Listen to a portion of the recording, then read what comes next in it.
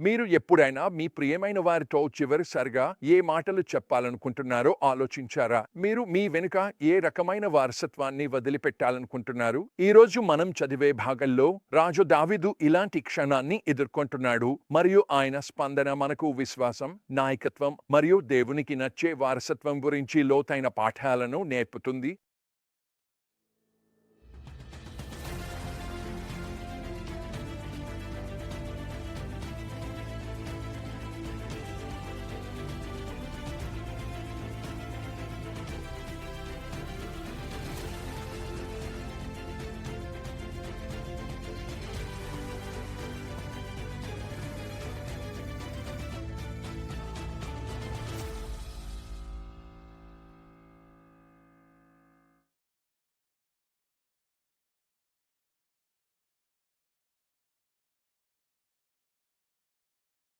1 దినవృత్తాంతములు 22వ అధ్యాయంలో దావీదు హృదయం స్పష్టంగా బయటపడుతుంది. దేవుడు ఆయనకు ఆలయం నిర్మించడానికి అనుమతించలేదు, ఎందుకంటే యుద్ధకారుడు అని చెప్పినప్పటికీ దావీదు నిరాశ చెందడు. అదే బదులుగా ఆయన తన శక్తిని భవిష్యత్తు కోసం సిద్ధం చేయడంలో వినియోగిస్తాడు. సామగ్రిని సేకరించడం, కార్మికులను ఏర్పాటు చేయడం మరియు ముఖ్యంగా తన కుమారుడు సొలొమోనును ఈ మహత్తరమైన పనికి సిద్ధం చేయడం. దావీదు తన కుమారుడు సొలొమోనుకు 11వ నుండి 13వ వచనాలలో చెప్పిన నాకు ప్రభావితం చేసిన విషయం ఏమిటంటే ఆయన ఆచరణాత్మక మార్గదర్శకతను ఆధ్యాత్మిక జ్ఞానంతో కలిపి చెప్పడం. ఇప్పుడు నా కుమారా, యెహోవా నీతో ఉండుగాక. నీవు విజయవంతమై నీ దేవుడైన యెహోవా మందిరాన్ని నిర్మించుగాక. యెహోవా నీకు వివేకం మరియు జ్ఞానాన్ని ప్రసాదించుగాక. ధైర్యంగా మరియు బలంగా ఉండు. భయపడవద్దు లేదా నిరుత్సాహపడవద్దు. దావీదు చేసిన సిద్ధత యొక్క విస్తృతి ఆశ్చర్యకరంగా ఉంది. ఆయన విస్తారమైన బంగారం, వెండి, రాగి మరియు ఇనుమును సమకూర్చాడు. కానీ ఆశ్చర్యం ఏమిటంటే ఆయన ప్రజలను దేవుని ఆరాధనకు మరియు సేవకు ఎలా సమర్థవంతంగా ఏర్పాటు చేశాడన్నది. అధ్యాయాలు 23 నుండి 27 వరకు లేవీయులు, సంగీతకారులు, గుమ్మదల కాపలాదారులు మరియు అధికారులను దావీదు ఏర్పాటు చేశాడో మనం చూస్తాము. ప్రతి వ్యక్తికి దేవుని సేవలో ఒక స్థానం మరియు ఒక ఉద్దేశ్యం ఉంది. నా హృదయానికి దగ్గరగా ఉన్న ఒక ఉదాహరణ పంచుకోవాలనుకుంటున్నాను. ఇది దావీదు కథకు అందంగా సమాంతరంగా ఉంటుంది. వేన్ జెంకిన్స్ అనే నా స్నేహితుడు ఉండేవాడు. అతనితో నేను చిన్ననాటి నుండి పెరిగాను. వేన్ నాకు 2 సంవత్సరాల ముందు యేసును తెలుసుకున్నాడు. ఆ క్షణం నుండి అతని జీవితం పూర్తిగా మారిపోయింది. దావీదులాగే అతనికి ప్రభుపై ఉన్న అభిరుచి ఎప్పుడూ తగ్గలేదు. అతను లూసియానా బాప్టిస్ట్ కన్వెన్షన్లో సువార్త ప్రచార విభాగం డైరెక్టర్గా మారి యేసు సువార్తను ఇతరులతో పంచుకోవడంలో రాష్ట్రవ్యాప్తంగా అనేక మందిని శిక్షణ ఇచ్చాడు. వేన్లో మనం దావీదులో చూసే అదే అంకితభావాన్ని చూశాం.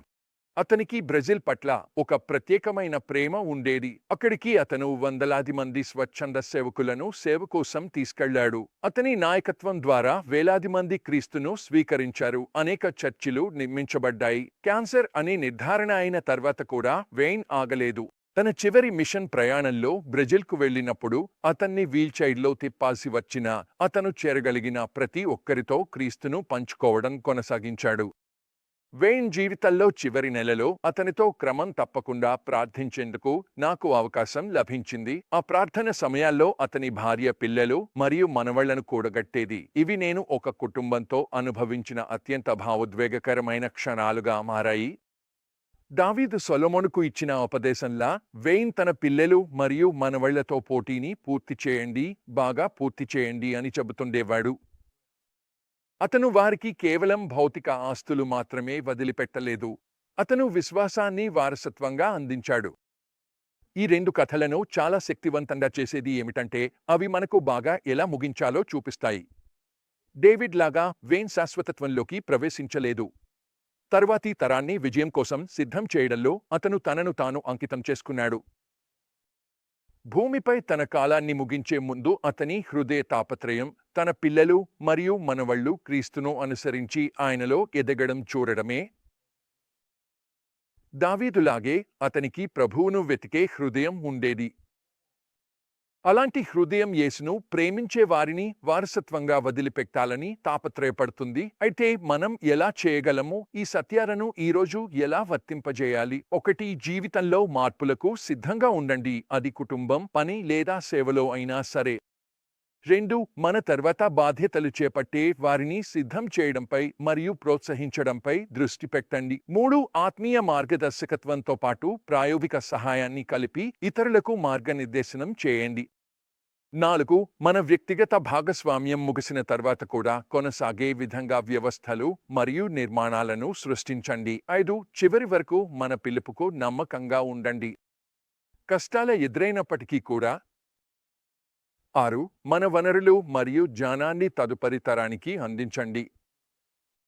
7. మన వారసత్వం గురించి గుర్తుంచుకోవాలి. అది మనం నిర్మించిన వాటి గురించి మాత్రమే కాదు, మనం ఎదిగించిన వ్యక్తుల గురించి కూడా. దావీదు ఉదాహరణ వేన్ జీవితంలో శతాబ్దాల తర్వాత కూడా ప్రతిధ్వనించింది. ఇది మనకు గుర్తు చేస్తుంది, దైవిక నాయకత్వం అనేది మనం సాధించిన విషయాల గురించి మాత్రమే కాదు, మనం దేవుని పనిని కొనసాగించేందుకు సిద్ధం చేసిన వారెవరో అనే విషయము అంతే ముఖ్యమైనది. సొలొమోను చివరికి నిర్మించిన దేవాలయం అద్భుతంగా ఉండొచ్చు, కానీ దావీదు యొక్క గొప్ప వారసత్వం అతను సేకరించిన బంగారం, వెండిలో కాదు, అది అతని జ్ఞానంలో ఉంది. ఆ విశ్వాసం, ఆ దృష్టి, ఇవన్నీ అతను తదుపరి తరం వారికి అందించాడు. ఈరోజు మనకు అదే పిలుపు ఉంది. సిద్ధం చేయడం, సామర్థ్యం కలిగించడం, ప్రోత్సహించడం మరియు మన విశ్వాసాన్ని దాన్ని ముందుకు తీసుకెళ్లే వారికి అందించడం.